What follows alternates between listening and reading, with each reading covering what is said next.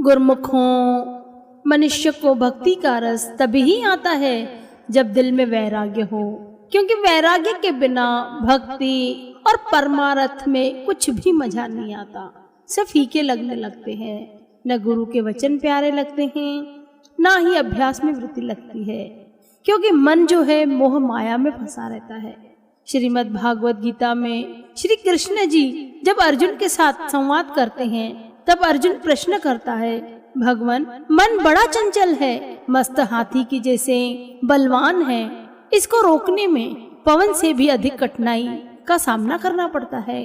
तब श्री कृष्ण भगवान जी उत्तर देते हैं, हे अर्जुन, इसमें संदेह नहीं, मन का स्वभाव अति चंचल है, परंतु इसके बस में लाने के भी दो उपाय हैं, एक है वैराग्य और दूसरा है अभ्यास। वैराग्य और अभ्यास दोनों की सहायता से यह मन बस में आ जाता है, वशीभूत हो जाता है। एक बार की बात है कि साईं बुल्ले शाह जब गुरु इनायत शाह की शरण में गए और प्रार्थना की कि दाता दीन दयाल जी, भगवान का मिलाप का रास्ता बताओ। उनके जो गुरुजी थे वो हमेशा बगीचे में माली का काम अपने हाथों से किया करते थे। जब बुल्ले शाह उनके पास पहुंचे तो वो अपनी मौज से छोटे छोटे पौधों को एक जगह से उखाड़कर दूसरी जगह पर लगा रहे थे। साईं बुल्ले शाह की बात को सुनकर हंसते हुए कहने लगे, बुल्ला, रब दा की पावणो, इधरों पुटना ते उधर लावणो। इस एक ही वचन में परमार्थ के सब भेद बुल्ले शाह को समझा दिए। बुल्ला साहब भी अति उत्तम संस्कारी पुरुष थे। उत्तम संस्कार के लिए गुरु का एक ही वचन काफी होता है।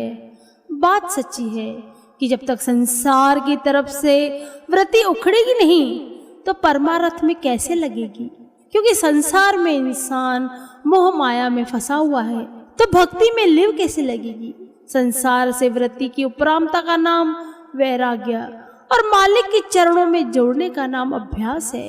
अभ्यासी आत्माओं को मालिक की तरफ उड़ने के लिए यह दो पर मिले हैं, जिसे पंछी के दो पर होते हैं, उसकी सहायता से वह आकाश में ऊपर ही ऊपर उड़ता जा सकता है। ऐसे ही परमार्थी जीव भी वैराग्य और अभ्यास के दोनों परों की सहायता से अंतर के आकाश में उड़ता हुआ सीढ़ी पर सीढ़ी सहज ही अपनी मंजिल पर पहुंच जाता है। संत महापुरुष फरमाते हैं कि वैराग्य दो प्रकार के होते हैं। एक जो होता है किसी कारणवश आता है, और दूसरा वैराग्य जो होता है वह तीव्र वैराग्य होता है। तीव्र वैराग्य वह होता है जो मनुष्य के पूर्व जन्मों के पवित्र कर्मों, संस्कारों और परमार्थिक कमाई की ताकत से स्वयं ही मन में उत्पन्न हो जाता है, और जो कारणवश आता है वह वैराग्य वैसा होता है जब संसार में किसी ने किसी को ठोकर दी हो और उस ठोकर को खाकर मन में वैराग्य उत्पन्न हो जाता है। वैराग्य तो आखिर वैराग्य है, चाहे किसी भी प्रकार का हो। जब मन में वैराग्य उत्पन्न हो जाता है तब प्रभु में लिव लगने लगती है, शब्द की कमाई करने में आनंद आने लगता है, जीवन से उपरामता आने लगती है। ऐसा लगता है कि केवल और केवल परमात्मा को पाना है, क्योंकि संसार तो न पहले से ही किसी का हुआ है और ना ही कभी भी आगे होगा भी। तो जब जीव में वैराग्य भाव की उत्पत्ति हो जाती है तब वो संसार से विमुख होकर उसका मुख जो रहता है केवल और केवल अपने इष्ट देव, अपने गुरु की तरफ हो जाता है। और जब उसका मुख गुरु की तरफ बढ़ जाता है तो वह सदैव प्रसन्नचित्त होकर अपना जीवन शब्द की कमाई के साथ आनंद में परमार्थ के साथ व्यतीत करने लगता है। तब उसे किसी भी प्रकार का कोई भी दुख सताता नहीं है, क्योंकि वैराग्य में सत्य की उत्पत्ति हो जाती है। सत्य क्या है, असत्य क्या है, इसका ज्ञान हो जाता है। गुरुमुखों, हमारे श्री गुरु महाराज जी भी श्री वचनों में फरमाते हैं, सार वस्तु है जगत में पावन हरि का नाम, नाम हरि का सिमरते पूर्ण हो सब काम। हकीकत में गुरुमुखों, जगत में केवल और केवल जो सत्य है वह है हरि का नाम, हरि का नाम जो हमारे श्री परमहंसों ने हमें प्रदान किया है।